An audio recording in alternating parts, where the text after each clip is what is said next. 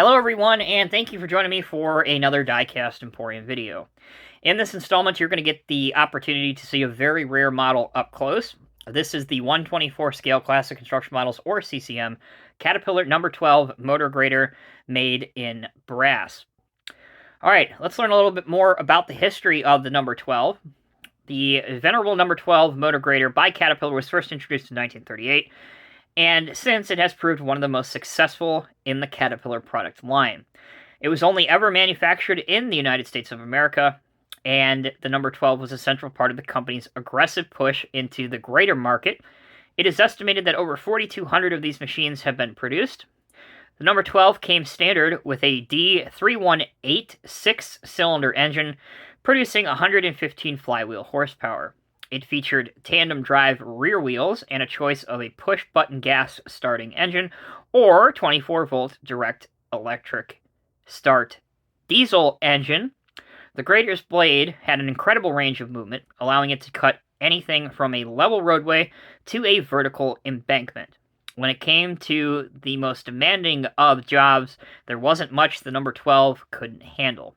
Finally, the No. 12 is still being manufactured by Caterpillar to this day. Alright, about the model you see in front of you, I mentioned it is made up of brass components in precision 1/24 scale.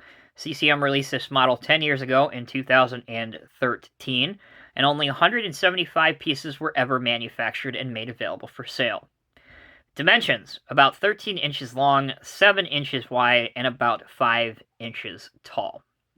Let's get in now to some of the details and decals on this model. So, one of the first things you'll notice, obviously, as it takes up your whole screen, it's a large model. 1/24 scale is a very large scale.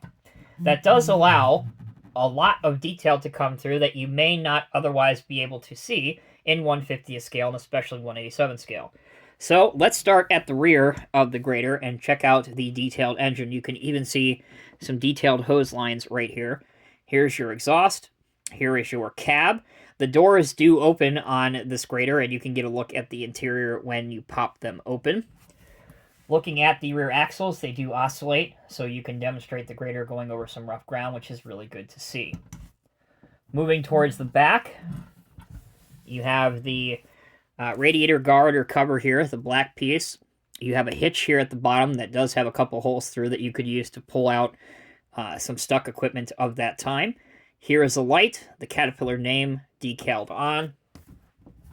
Moving over to this side, you can see the placard on the side of the engine component here, and if you zoom in nice and close with a magnifying glass and you see it in person, you can actually make out some of the text that's on that. The hubs themselves are really detailed. The tires are actual rubber. Cat No. 12, again, the door on the right side of the cab also opens as well. We now move on to the really detailed and intricate part of this model, and that is the circle, the mold board, and your blade. Back in the day, the 30s and the 40s, this is how scrapers were operated. They had a lot of different points here, and you could move them, which I'll get into when we get into detail, but just note, in this large scale, you can see a lot of the detail up close, and it really is quite impressive. If I try and angle it that way, you can see what I'm talking about. This model does have the optional, and it was optional on the real machine, all of these came with it on, if we're talking about the scale model, and that is the teeth down here. This is what's known as a scarifier. Really, it was the forefather or the great-grandfather to what we know today as a ripper. Same principle. Moving on to the front axle and the tires.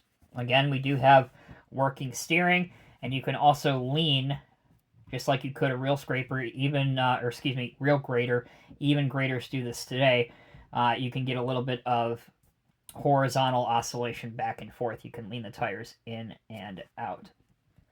All right, we'll come back around to this side.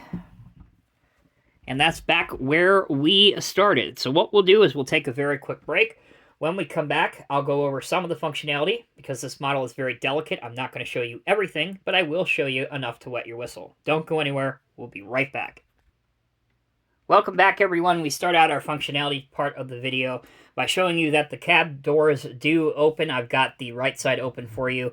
Inside, you can see the seat, you can see the steering pedal, and the control and joysticks that you would have been able to operate this machine back in the day. So we will close that back up. Already demonstrated to you that the wheels do roll. You've seen that before. Showed you the oscillation of the rear axles, the steering of the front. Now let's transition to the main part of the blade and circle that makes up the grater. So you can obviously spin it. You can, if you're careful, you can raise it. You can angle it. And then you can slide the entire blade to one side. So, for example, if you wanted some offset grating, you can achieve that. You can also, if you wanted to, you can also completely remove the blade and take it off if you don't want it on there for whatever reason.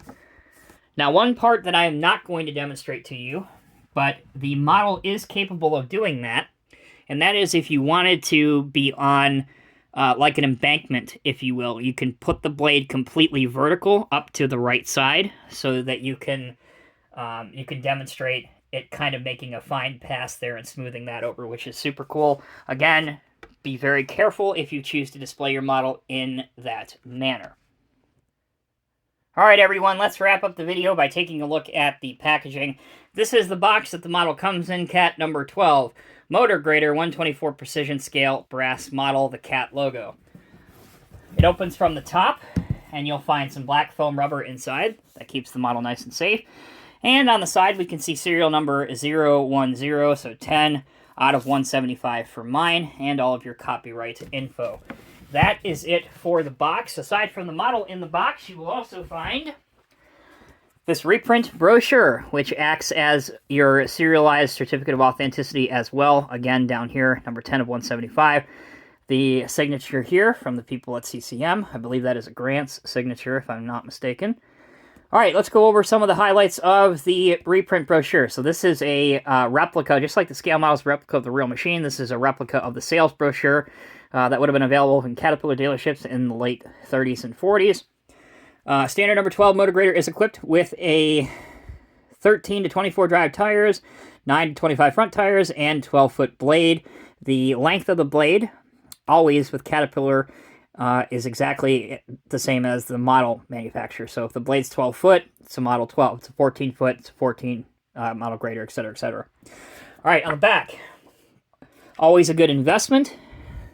This paragraph reads, Cat motor graders have the features based on the background of designing and manufacturing experience that began in 1931 to do the job better and longer than any other machine.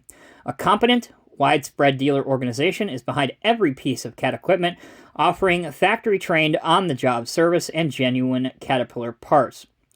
There are no parts orphans in the Caterpillar family. This policy has two outstanding effects. Regardless of age, parts are always available to keep the machine producing for its owner. Second, it adds as much to the resale value of Cat equipment and means an extremely low rate of actual depreciation. Caterpillar motor graders are worth more while working on the job and return more of their original value when it comes time for resale. Again, there's the old Cat logo, their old dealer network, diesel engines, tractors, motor graders, earth-moving equipment. Quickly going through this.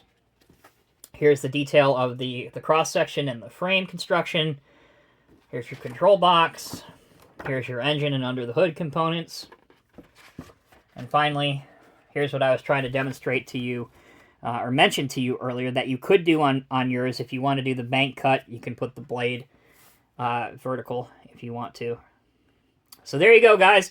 That will end this Diecast Emporium review. Really proud and honored to have one of these in my collection. Again, as CCM has said, and I will back that up, definitely these vintage brass models are a work of art, regardless if you get a 187 scale, 148, or in this case, a 124 scale. If you have the opportunity to ever add one of these to your collection, I would not hesitate, especially since there are less than 200 in circulation. Until next time, thanks for watching. I'll see you guys in the next review.